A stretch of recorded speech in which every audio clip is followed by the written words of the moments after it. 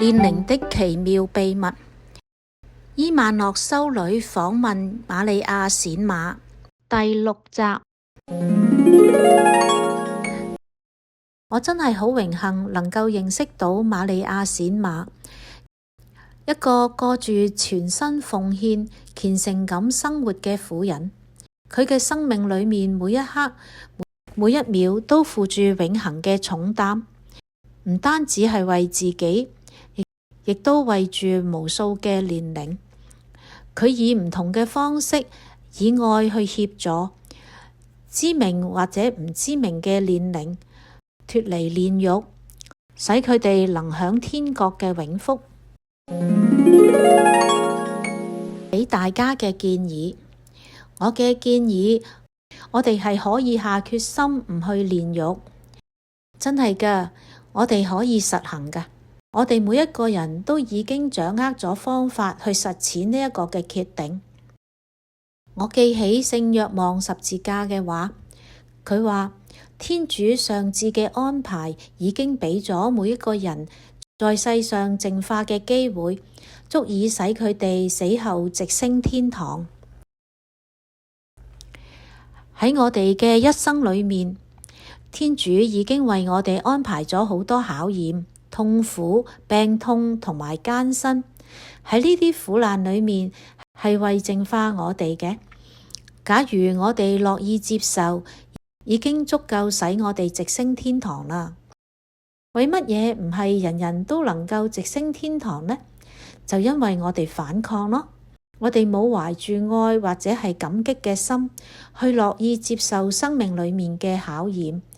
我哋因為反抗同埋唔屈從而犯罪。讓我哋求主賜我哋恩寵，能善用每一個機會，使我哋臨終嘅時候喺天主面前，我哋嘅靈魂閃耀住潔淨同埋美麗嘅光輝。假如我哋下決心唔經過煉獄，主係會與我哋同在㗎。縱然呢一個決定係唔容易做到嘅，因為上主從未曾答應過我哋所走過嘅路係坦途，不過一定會係平安同埋喜樂嘅路。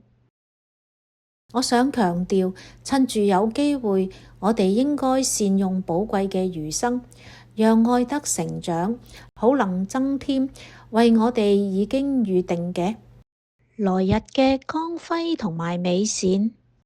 每一分鐘喺世上，我哋嘅愛德還可以成長㗎。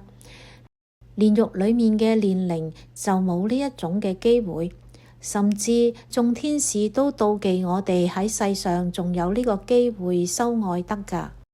任何微小嘅愛德行為，比如犧牲、齋戒、艱辛、抑制偏好、克服缺點、寬恕敵人等等，如果我哋都能夠將呢一啲奉獻俾天主，呢一啲嘅奉獻喺永生裏面，將會變為我哋嘅飾物、珠寶同埋寶藏。就因為咁，我哋應該利用每一個嘅機會，使自己達到天主預定賜俾我哋嘅美善。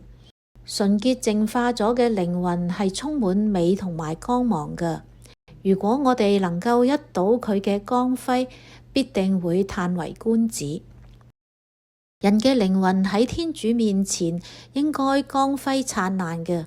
天主嘅聖意係願意我哋潔淨嘅。我哋得以潔淨，唔係因為我哋完全冇缺點，而係因為我哋藉住悔罪同埋謙遜先至能夠淨化。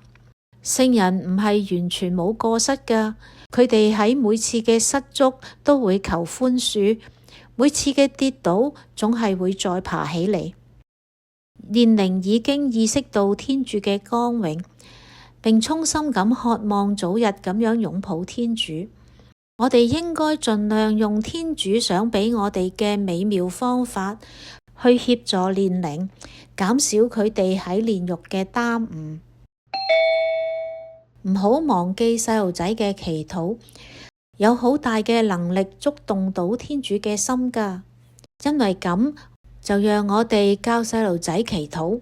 我記得我曾經對一個細路女談及過可憐嘅年齡，我對佢咁話：而家你要為已故嘅親友祈禱，你到主耶穌面前求佢好嗎？佢就走到去主耶穌聖像前邊，5分鐘之後返嚟。我問佢咁話：你求咗乜嘢啊？佢就答覆我咁話：我就係求天主免去所有年齡嘅煉獄之苦咯。佢嘅答覆好似當頭棒喝咁樣。我嘅祈求太過自私啦，反而佢就即時知道去求啲乜嘢。細路仔有敏銳嘅觸覺，佢哋能夠從天主嘅心求得好多嘅恩寵。接住嚟，我要提一提退休嘅人士同埋有空閒嘅人。如果佢哋經常望平日彌撒，佢哋唔單止係可以為自己，亦都可以為千千萬萬嘅亡者儲蓄恩寵嘅寶庫。但願我哋認識到彌撒係無價之寶，無知、冷漠同埋惰性令我哋浪費大量嘅財富。我哋掌握咗救助兄弟姊妹嘅能力，偕同耶穌我哋嘅救世主、救贖主，我哋亦都可以成為同救贖者。莫忘大赦。聖教會為我哋儲藏咗好多奇妙嘅寶藏，讓我哋仔細咁去睇下。藉住大赦，信徒能夠為自己同埋煉獄嘅靈魂獲得因為罪過所帶嚟嘅暫罰嘅赦免，係天主教教理1498條。乜嘢係大赦呢？天主教教理係咁樣講嘅：大赦係喺罪過已經蒙赦免之後，因罪過而當受嘅暫罰，亦都喺天主面前獲得咗寬赦。按照指定嘅條件，準備妥當嘅信友通過教會嘅行動，獲得暫罰嘅赦免。教會係救恩嘅分施者，藉住自己嘅權力分施並應用基督及諸聖嘅補贖寶庫。大赦可以赦免部分或者全部嘅暫時罪罰。依據呢一啲可以分為限大赦同埋全大赦。大赦可以為生者或者死者應用。天主教教理1471條，耶穌俾咗佢嘅門徒，因此亦都俾咗佢嘅教會束縛同埋釋放嘅權柄。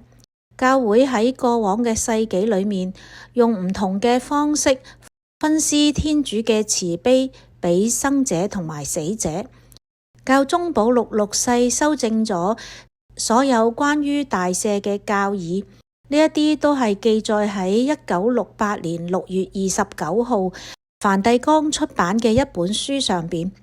大赦條件同埋施予，教會權威給予咗大赦嘅原因，不但係為咗信眾獲得罪過暫罰嘅赦免，亦都為咗鼓勵佢哋實踐虔誠嘅補贖同埋愛德嘅工作，特別係嗰啲幫助信德增長同埋為大眾有裨益嘅。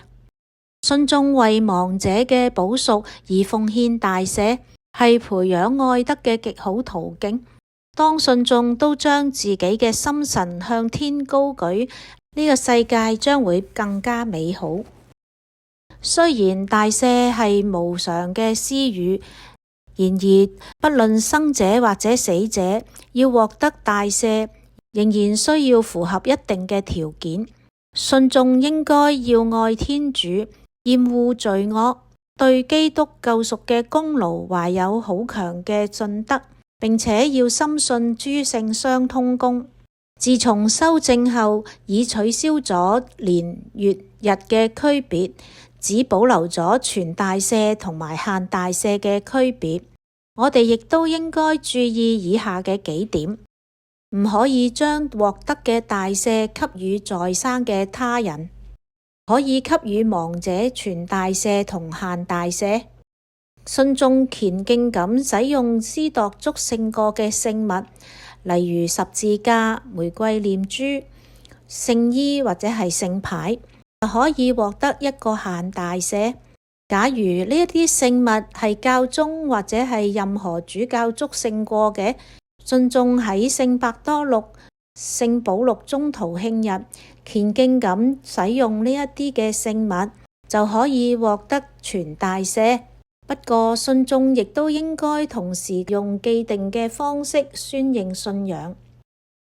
喺1995年7月18號，聖母喺默主哥耶咁話：親愛嘅孩子們，今日我召叫你哋將更多嘅聖物放喺你哋嘅家裏面。我亦都召叫咗每個人喺身上佩戴聖物，祝聖所有嘅物件。咁樣做會減少撒旦對你哋嘅攻擊，因為你哋懷有對付佢嘅武器。要獲得大赦，除咗要做可獲得大赦嘅事件之外，仲要符合以下3個條件：辦告解、修和聖事、領聖體，同埋為教宗嘅意向祈禱。同時必須要清白無罪，甚至連小罪亦都唔可以有。念一篇天主經同埋一篇聖母經，已經可以達到為教宗意向祈禱嘅要求。不過信眾可以自由咁因自己對教宗嘅孝愛同埋熱誠，念其他嘅禱文。修正後作出咗以下3項嘅讓步。第一，信眾喺履行自己嘅責任嘅時候，喺面對生活嘅考驗時，如果能高舉心靈，謙遜咁信賴上主，心裏面默默咁獻上虔敬嘅短禱，就可以獲得限大赦。信眾懷住信德同埋慈悲嘅心靈，捨己為人，或者係以物質幫助有需要嘅兄弟們，可以獲得限大赦。信眾懷住痛悔贖罪嘅心態，自發性咁自願放棄某一啲嘅事或者某一啲物件，可以獲得限大赦。喺下列嘅情況可以獲得全大赦：朝拜聖體半個鐘或以上，喺聖堂裏面全家一齊，或者喺社團裏面誦念全部5端嘅玫瑰經，拜苦路，閱讀聖經最少半個小時，為亡者嘅意向喺11月1號中午至到11月2號嘅凌晨時分去堂區裏面祈禱，掃墓嘅時候為亡者嘅意向祈禱，參與初領聖體嘅禮儀，新晉司鐸嘅首次彌撒聖祭，以及慶祝司鐸晉鐸25週年、50或者60週年嘅感恩聖祭。復活節前夕徹夜祈禱嘅時候，重新領洗嘅誓言。耶穌苦難節禮儀裏面朝拜十字聖架，教宗嘅降福，甚至可以透過收音機或者電視機接受嘅降福。經過定期嘅辦告解、修和聖事，我哋可以獲得好多嘅全大赦。每人每日只可以獲得1個全大赦，不過我哋可以喺一天裏面誦念教會所提議嘅以下禱文，而獲得多次嘅限大赦。求聖若瑟垂佑禱文：三宗經、感謝聖體經、信經、聖詠130篇。我從心靈深處向你呼喊。耶穌聖心禱文：聖詠51篇。天主啊，請悲憐我。為聖召祈禱。